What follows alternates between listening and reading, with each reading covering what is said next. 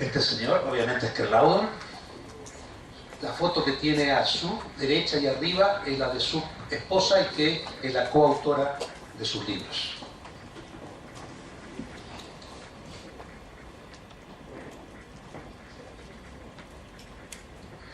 Él va a hablar de comercio electrónico. El comercio electrónico obviamente es una de las actividades espectaculares.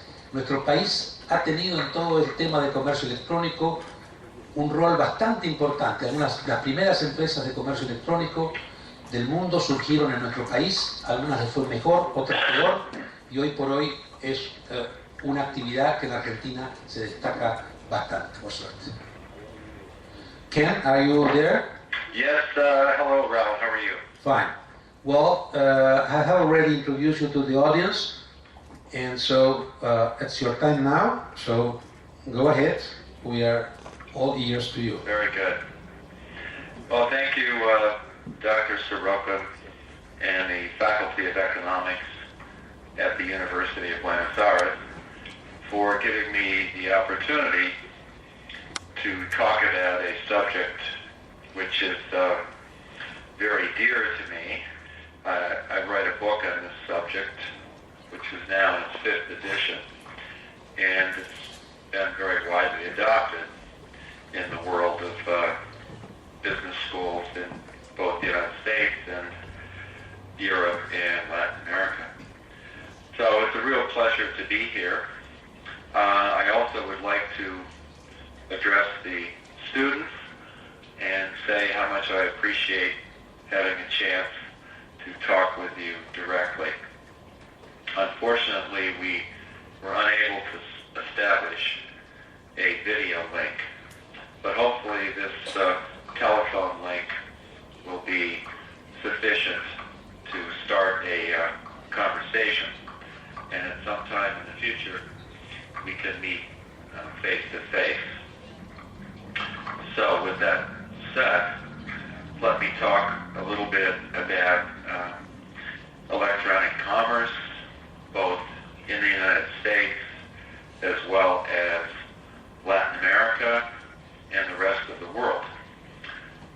It may be a strange subject to discuss electronic commerce at a time when international financial markets are in such a state of turmoil.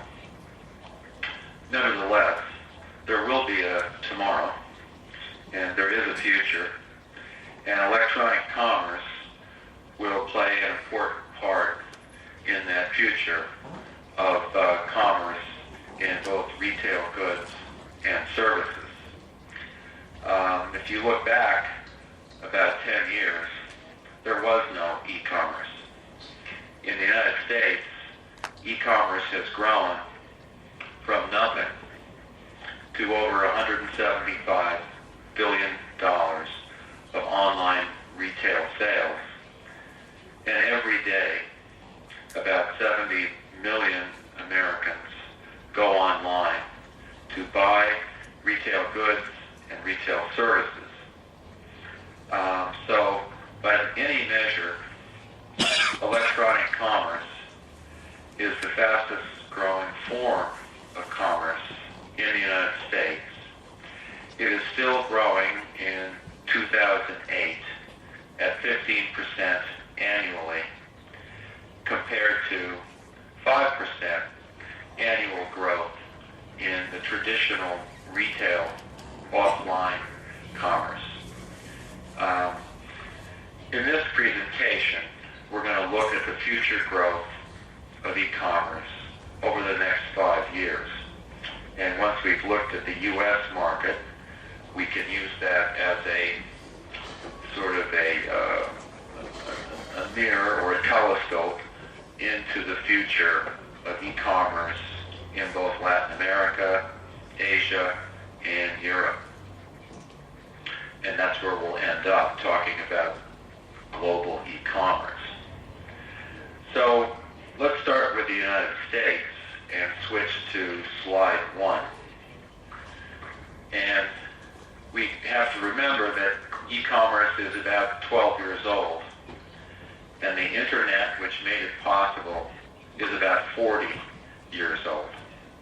Now, rather than slowing down, both e-commerce and the internet are continuing to expand at very rapid rates. The revolution in e-commerce is just beginning, and we've probably seen just the first 30 seconds of the transformation of commerce in the U.S. as well as the world. Briefly, the revolution has just begun. Now, here are some of the major developments in e-commerce in the past year. Online consumer sales are now growing at around 14 to 15% to an estimated $255 billion. Now, this is actually a slowdown from previous years. In the early years, say around 2000 to 2005, e-commerce was growing at 25% a year. And in that sense, the rate of expansion has slowed down to nevertheless a significant 15% growth, which is far greater than regular commerce. The number of individuals online in the U.S. has increased to 180 million, and that also is slowing down because of plateau effects. As the population on the internet approaches the size of the overall population, there is a natural slowing down of growth. On an average day, about 112 million people in the U.S. go online. They send about 100 million email messages, 40 million share peer-to-peer network music, 40 million research a product, and about 60 million use Wikipedia. So in other words, using the internet has become a mainstream, ordinary, broad scope activity of average Americans. And generally, the younger people are, the more they use the facilities of the internet. Now, there's some things that in slide 1 that are hidden or need to be said. I mean, on the one hand, the growth in the internet population has slowed a bit, but the amount of that population that uses the internet for e-commerce has increased. The average sales or ticket price, ticket amount has increased greatly. So, and the breadth of products and services that are consumed has increased greatly, so that the amount spent on average by e-commerce users has doubled really in the last couple of years. So people trust the internet as a place to purchase goods. The fastest growing kinds of retail goods are normally things we wouldn't think people would buy online. But for instance, jewelry and luxury goods are among the fastest growing products on the web. So diamond rings for marriages and for engagements, very expensive cocktail dresses, $2,000 and $3,000 dresses. Even automobiles are being purchased on the internet and sold on the internet. And those are really the fastest growing categories. So in that sense, e-commerce is maturing and developing, great depth. Okay, so let's go to slide number 2. We've been talking about consumer e-commerce, so-called B2C, business to consumer e-commerce. There's another much larger aspect of e-commerce, which is called B2B, or business to business e-commerce in the United States. And this involves the trade between firms in the supply chain and also in the distribution and logistics channels. This trade accounts, well, for about $12 to $15 trillion in 2008. Slide 2 shows the extent to which this inter-firm commerce is being changed by becoming electronic commerce. So this involves the development of electronic markets where suppliers and buyers can meet to arrive at prices. It involves the creation of private networks where large manufacturing companies develop electronic links with their suppliers in order to smooth out the logistics and operations of their firms. And so this has been growing for 25 years or so with sort of primitive technologies,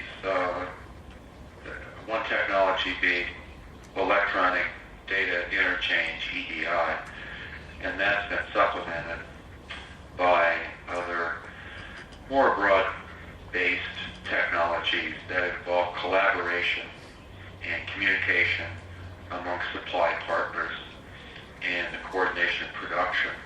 And that type of e-commerce is growing also at around 20% a year in the United States. And it's had a tremendous impact on the productivity of manufacturing and services delivery in the United States. And to some extent, it's hidden from the public, and people don't talk about it very much, but it's had a large impact on basic industrial operations in the United States, making those operations more efficient and much more effective, increasing the speed to market, and so forth. So let's go to, there is that other kind of e-commerce, and that's a whole separate subject, so we won't talk about that, but you should be aware of it. So let's take a look at slide 3. We talked about how rapidly e-commerce is growing. We should enter a caveat here that e-commerce is nevertheless a very small percentage of retail commerce in the United States. How small? Well, it's about 6% of all commerce is electronic commerce. So that's really quite small. However, it has just passed the mail order, telephone order form of commerce, which is a catalog type of commerce that uses telephone to enter customer orders. So it's expanded beyond that. And so there's a tremendous upside to e-commerce. It's a small part of commerce now, growing very rapidly, but there are limitations on how far and how fast it can go. Slide 3 talks about 4 of those limitations. I'm sure there's others. One limitation is the expense of technology. So in order to engage in e-commerce, a family has to make an investment of $400 to $500 US in order to have the capability. And in addition to that, you have to pay at least $30, $40 every month for internet connectivity. So to some extent, this is expensive technology, even when compared to a color television or a regular telephone, or simply getting in the car and driving to the shopping center. Although here, given the high cost of gasoline, the expense of normal commerce is growing pretty rapidly too. So in terms of the overall transaction costs are probably lower with e-commerce than they are when you consider getting into a car, driving to a store, paying for it, coming back home. You can easily spend an hour just buying, something very ordinary. Okay, so a second limitation is the sophisticated skill set needed to use the internet for e-commerce. You really do need to know how to use a computer and use the internet, and that's not true of everybody. A third limitation is that culturally, people are attracted to physical shopping places and shopping experiences. So shopping is a social event where you meet people in a marketplace and discuss prices and quality and feel the goods and so forth. And those cultural expectations are strong and will probably be with us forever. And therefore, shopping online, it can be economically satisfying, very efficient and effective, but it may be socially not so wonderful a social experience. A fourth limitation is persistence, global inequality, limiting access to telephones, computers, and the internet. And we have to remember that of the 7 or 8 billion people in the world, most of the world's population does not have telephone service, personal computers, cell phones, or for that matter, reliable electric power. So therefore, there are some limitations to the growth of e-commerce, its rapid expansion, and so forth. Now, these limitations can be, probably will be, overcome to some extent in the future. The cost of a PC is now falling to about $200 US, and the skill set required to use the internet, well, that depends on Microsoft mostly, or Macintosh. I'm not sure. Hopefully the skill set required will become more widely available. So even these limitations are not necessarily overwhelming, but they are there, and they do put brakes on how fast e-commerce can go.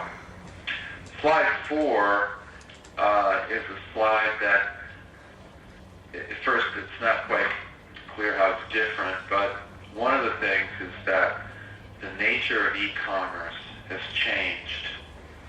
In the early years, when people thought about e-commerce, they thought about physical goods, buying CDs, buying books, buying music, and basically physical products on websites like Amazon or eBay or other kind of retail sites. And that's true. I mean, that's where e-commerce began. But in the last couple of years, with the growth of music services, video services, travel services, and a whole bunch of services, the nature of e-commerce has changed most rapidly growing form of service or services, the most rapidly growing form of e-commerce is services. And so it's really a services-based e-commerce which is driving growth right now, and it's expanding even faster than retail physical goods being sold on the internet. And you can sort of see that here in slide 4. The purple bar on the right is services, and we'll talk about those in a little bit, what those are. But there are things like travel, job services, social networking, entertainment services. All of these things are services. You know, they are not physical goods. And that's where the real growth is coming from in the future. Even YouTube is a service. Slide 5 talks about one of the largest forms of services is online banking in the U.S.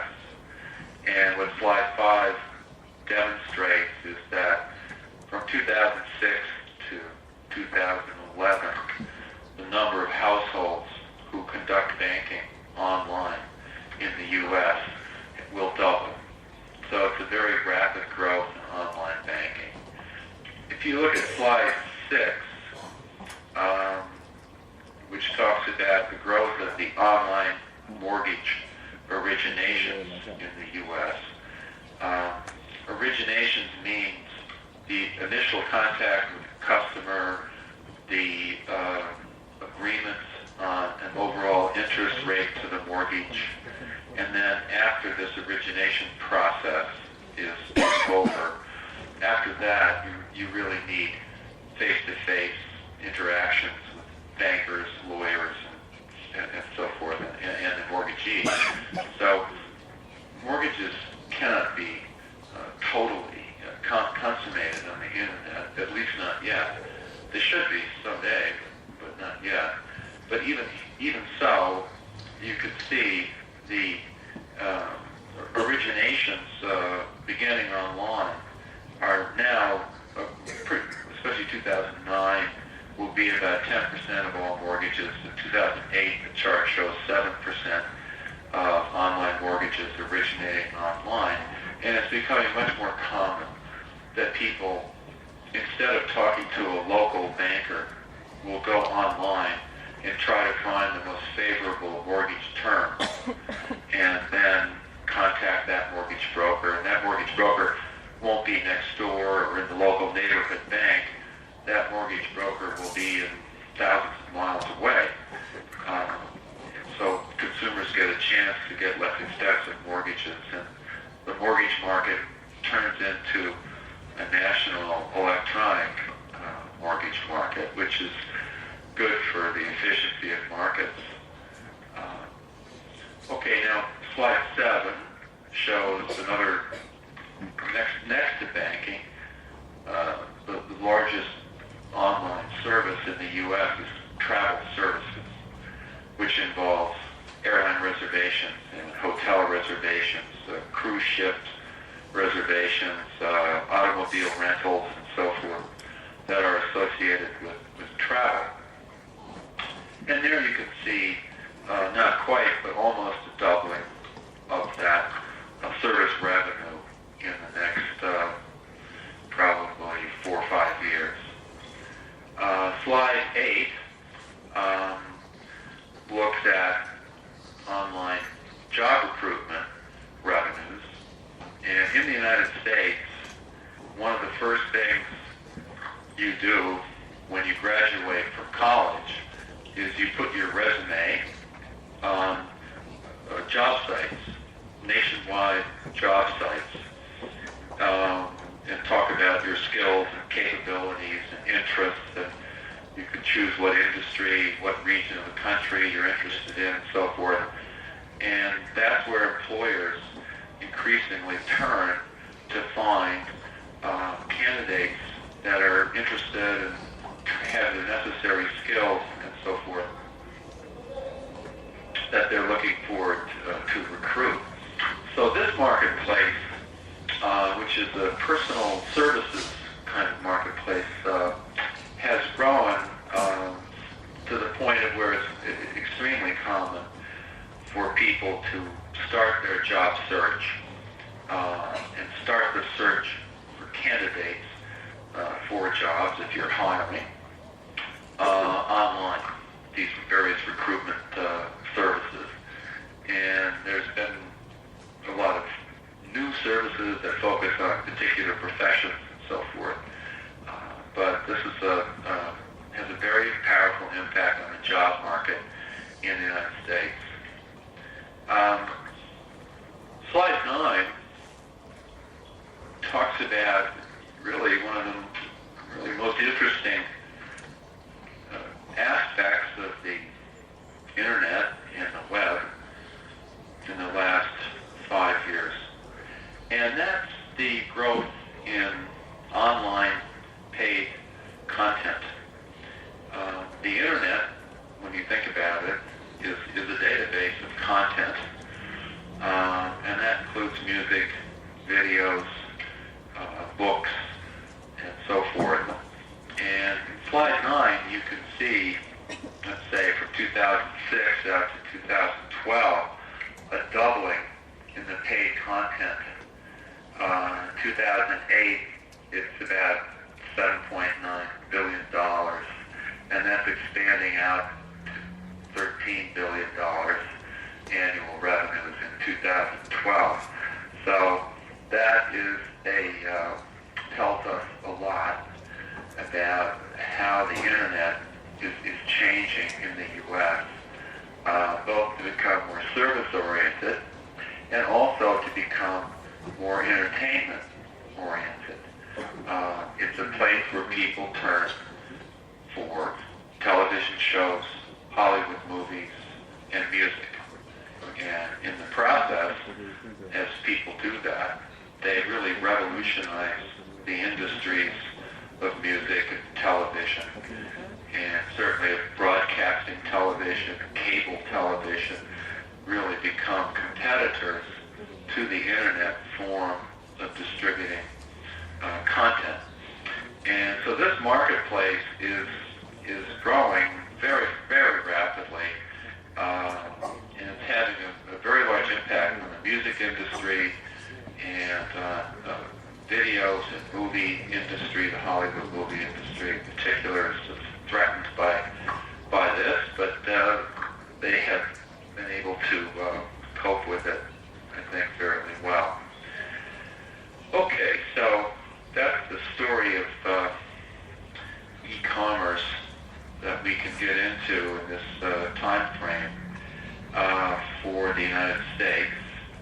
And why don't we switch now to the next slide, which looks at e-commerce revenues in Latin America.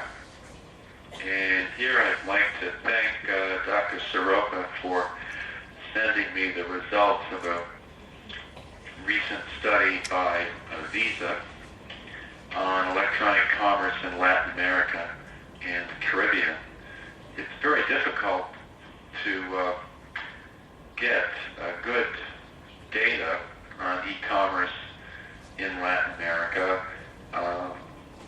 just because of the cost of gathering this information and the lack of sort of the central repository. And I think the credit card companies are probably the only institution that can give us a picture of what's going on across many Latin American countries here. And so if you look at slide 10, well, first of all, you can see that Brazil, Mexico, Venezuela, Caribbean, and Argentina are some of the major players and fast growers in e-commerce. If you look at Brazil, in particular, is experiencing in a single year 38% growth. Mexico, about 59% growth. And so, what you have here across Latin America, but in certain countries in particular, is very rapid growth in e-commerce.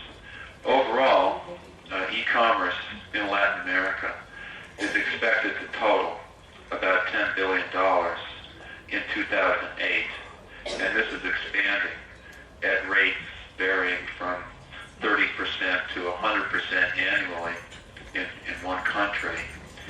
And by 2012, e-commerce in Latin America is expected to be 5 times what it is today, about $50 billion. Now, each country will follow a different trajectory, determined in large part by the following factors. One is the percentage of the population with PCs, but the higher that percentage, the faster the growth in e-commerce. Levels of telephone and internet access would be a second factor. Levels of broadband penetration, and that broadband basically refers to systems with a bit rate over 380 kilobits per second is considered broadband, and most cable systems and telephone-based DSL systems are far above that. So practically speaking, broadband means 700 kilobits a second, a megabit, and right now telephone companies in the U.S. are building fiber optic links to households, and the bit rate there is about 2 to 3 megabits per second on the downlink. And at that level of bandwidth, it's possible to have high-definition digital television and movies, videos, and so forth, and to have multiple movies being displayed in different rooms of the household. So this broadband penetration is very important for the growth of e-commerce because it makes the consuming experience a lot more pleasant, social. So levels of broadband penetration is a very important factor in the growth of e-commerce. And other factors include the size of the internet audience, and very importantly, the development of payment mechanisms so that payments can take place reliably with trust and with great efficiency. E-commerce really makes sense only insofar as there's widespread acceptance of credit cards and debit cards and other forms of electronic payment, which could include payment services like PayPal. So, in other words, this requires a fairly sophisticated financial services sector. And insofar as that financial sector is well developed, e-commerce can grow more rapidly. And then the last factor, which is also very important, is the development of infrastructure fulfillment capabilities. And that's true of the retail physical goods online e-commerce, because you have to have an efficient way of delivering packages to people who order things on the internet and have them delivered. So here in the United States, we have United Parcel Service, UPS. We have the Federal Express, DHL, and these are all private sector delivery services. And of course, we also have the United States Postal System. All of these services compete in some sense with one another on package delivery, and make various trade-offs of speed versus price in the delivery business. But I think that in the U.S., that the growth of e-commerce has been tremendously advanced by the existence of highly efficient fulfillment capabilities and transportation systems and so forth. So, bottom line is that e-commerce, the E in e-commerce, does not mean easy. It means that e-commerce flourishes in societies which have very sophisticated telecommunications, financial, and infrastructure systems in place that can have a big influence on how fast e-commerce can grow. And I think that's true of Latin America and the U.S., and it's also true of Asia. Now, slide 11 talks about B2C e-commerce revenues in Europe. And there you can see Germany and the UK have the highest amount of e-commerce, followed by France, Italy, and Spain. Now, e-commerce in Europe has been, sort of constrained by the absence of a continent-wide commerce system, which is changing because of the development of the European community and European financial systems, transportation systems, and so forth. So e-commerce in Europe has been inhibited by these kinds of factors that prevented them from acting in unison. But that is changing. And if you look at slide 12, you can see very rapid, even more rapid than the United States, growth in e-commerce from 2008 to 2010, almost growing by 40-50% across these countries, led by Germany and the UK, and France also really has the fastest growing e-commerce infrastructure right now. And so there's tremendous growth potential in e-commerce for Europe over the next 4 to 5 years, especially as their economies and cultures become more integrated in the future. Okay, so let's briefly take a look, moving around the world, to Asia-Pacific revenues. And there, the largest player in terms of e-commerce is Japan, and that's likely to continue.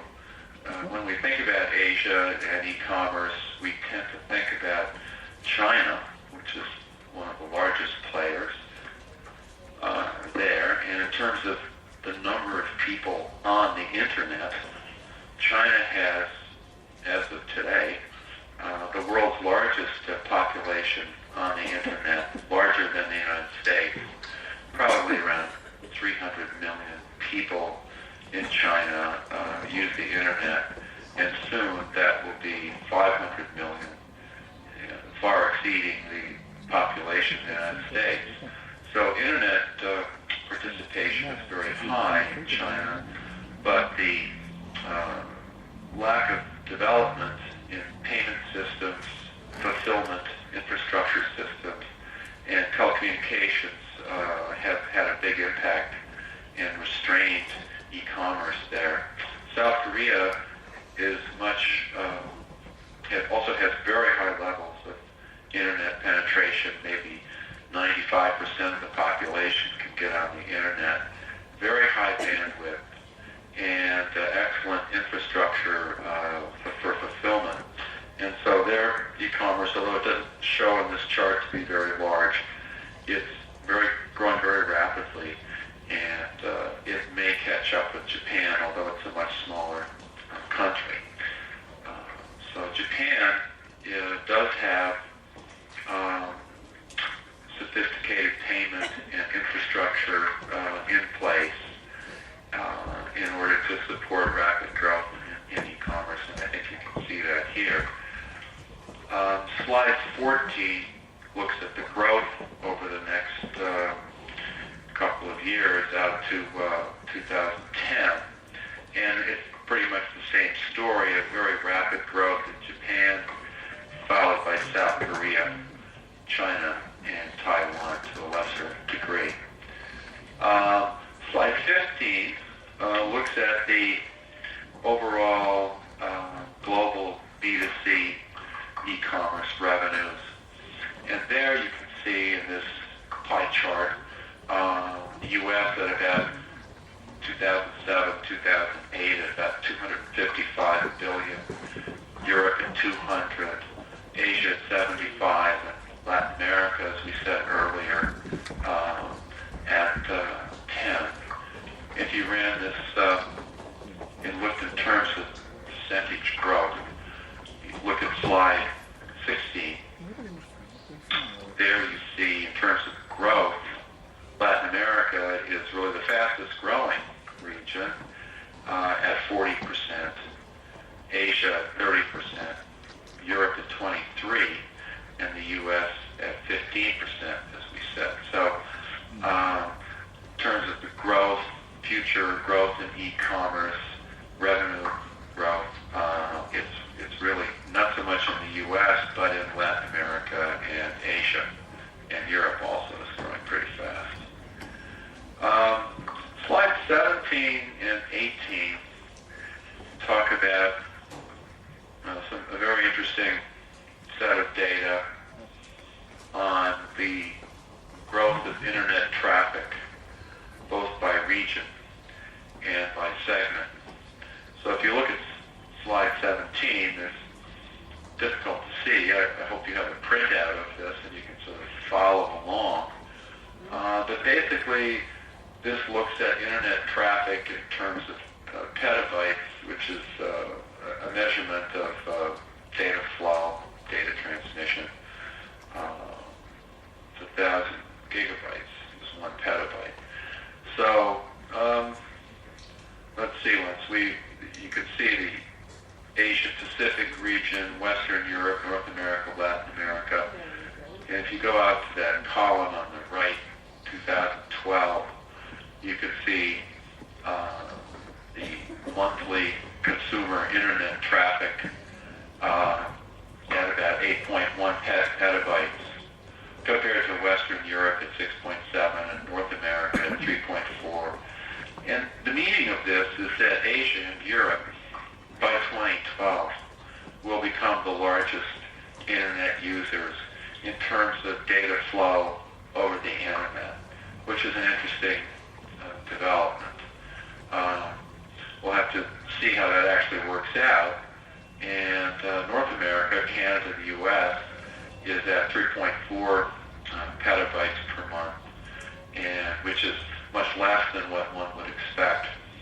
Slide 18 looks at the type of traffic that's going to be flowing over the internet worldwide. And there you can see P2P, which is peer-to-peer sharing services of mostly music and video, taking the top spot in 2012 at around 6,700 petabytes, and that's music and video, followed by music actually. The second line is online video going directly to PCs, and then online video going to your television set. Those are huge numbers. And if you look at the top 3 items, that's all entertainment. The fourth item, web, email, data, that's pretty much, what we do now. We go on the internet and do searches, and we send email, and transfer files, around to one another. That will become a small part of internet traffic. And this conforms to what internet telecommunications companies, network owners are saying today, that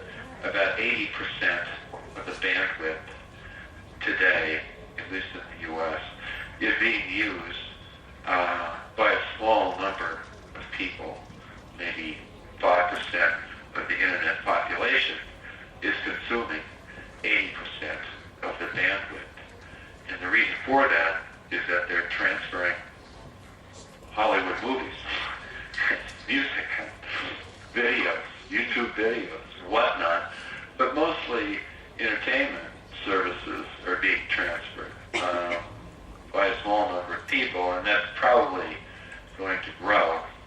And in the future, as the internet expands, which it probably doubles in capacity every probably 2 to 4 years, about 80 to 90% of that internet will be devoted to entertainment. And so the bottom line message there is that the internet of the future becomes an entertainment network, a services network, the largest service being music and videos, followed by other kinds of services as well that have an entertaining, educating kind of quality to them. So, with that, let me conclude my talk and turn the podium back to Dr. Soroka, and hopefully we can get some questions from the audience. Okay, Ken, your presentation was very clear, really. We are waiting if there's some questions coming from the audience. Let me, for the moment, ask you, how do you feel, or how do you think is going to be the influence of the social networks, named Facebook, MySpace, in the development of e-commerce? It's a really interesting question. Social networks have had, or really are, the most contemporary, rapidly developing influence on advertising and marketing and on internet life in general. So in the U.S., there must be 100 million people have profiles on MySpace, 70 million have profiles on Facebook, and it goes on and on. So this is a very widespread social phenomenon. And as you know, Google purchased YouTube for $1.6 billion in 2007. And the reason they purchased YouTube for that is that YouTube has a tremendous audience of about 80 million people a month in the U.S. go to YouTube to watch these short, funny videos, or sometimes not so funny videos. And so they bought this huge audience in the hope that they could monetize this purchase and use it to display advertising to this large audience. So the impact of these social networks is that they aggregate a huge audience. We call this eyeballs. So they have huge eyeball count. And you can also measure how long the eyeballs stay at a particular site. So YouTube, on average, people stay for 12, 15 minutes when they go there. Compared to Yahoo, they stay there at Yahoo maybe 25 minutes because of the content. So these social networks, they create huge new audiences, which is a threat to television broadcasting and cable systems, who in the past created these huge audiences. Now those audiences, especially younger people, have moved to the internet and they participate in social networks. And so far, neither Google or MySpace has been able to make these very profitable investments.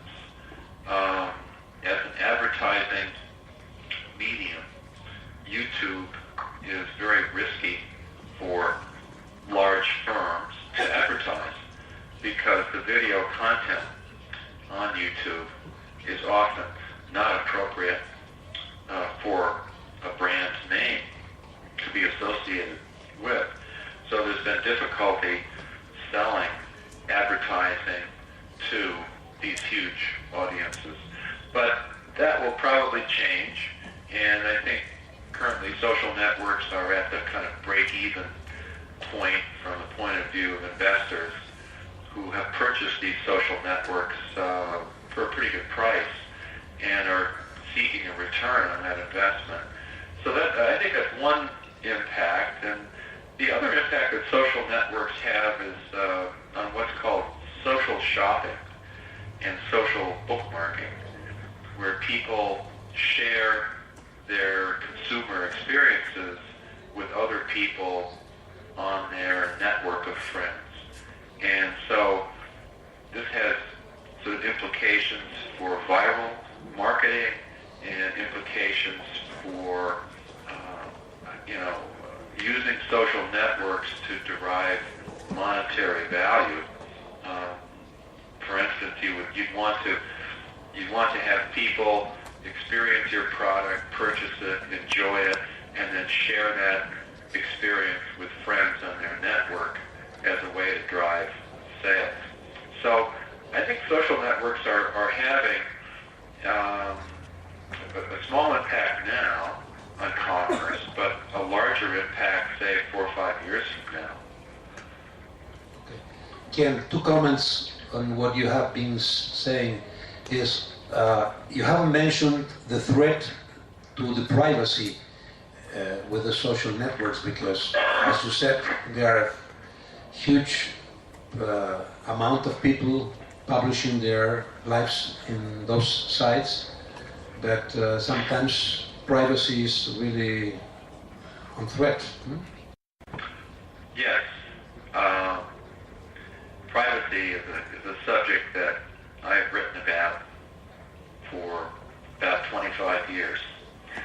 So I'm very aware of the threat that e-commerce plays for the protection of privacy. And at times, I give up on privacy, and I have to go back to rethink, what is the meaning of privacy in the age of MySpace and YouTube and Facebook and Friendster and all of these social networks where people, young people in particular, voluntarily expose their personal details, or at least some of them, to their audience of friends.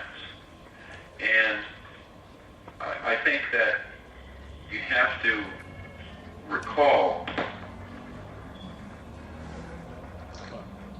¿Aló? Well, se ha cortado la comunicación. Por suerte es el final. Ni siquiera hemos podido brindar un aplauso.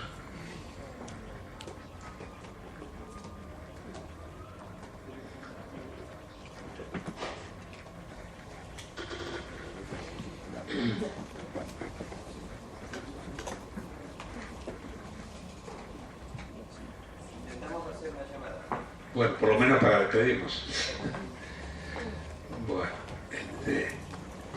Bueno, como ustedes estaban escuchando, el famoso tema, como ustedes saben, especialmente los jóvenes que ponen tantos datos, hay que tener cuidado a veces lo que se dice, ¿no? Porque uno puede enterarse de compras de otros o de cosas que hacen otros que en realidad no son tan públicos. Así que las redes sociales son extraordinarias, pero tienen algún riesgo. Y bueno, o es algo que uno ya esté dispuesto a compartir su vida completamente con el resto, no se puede hacer. Nosotros los viejos todavía no nos estamos acostumbrando a eso. Así que veamos qué pasa. El último comentario que le iba a hacer, y si tenemos tiempo, unos minutos más, será porque en último instante ustedes saben que para estas Dr. oh yes, it was interrupted. You get yeah, moment. I know that's okay. It was a problem at my end. I think I pressed the wrong button. Okay. Okay, we were talking about privacy. Did you want to continue that?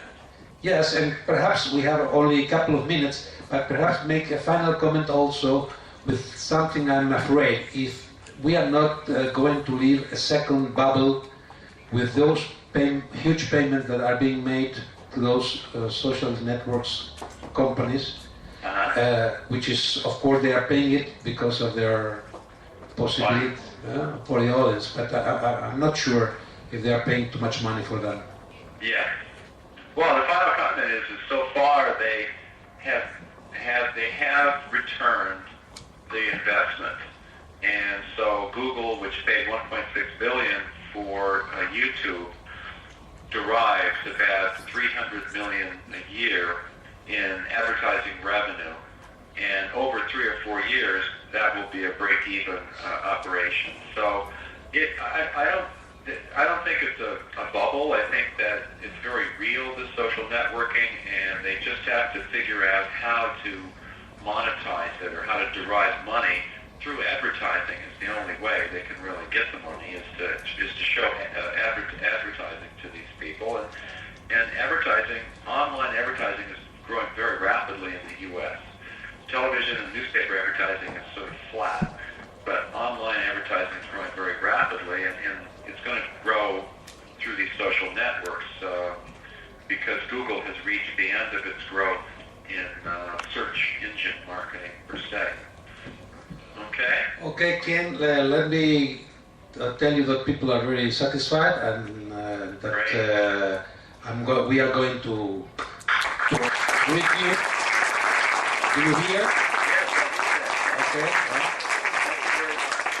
Okay, and it's a pleasure, and hopefully we can do this next time with video, television, or I can actually come down there.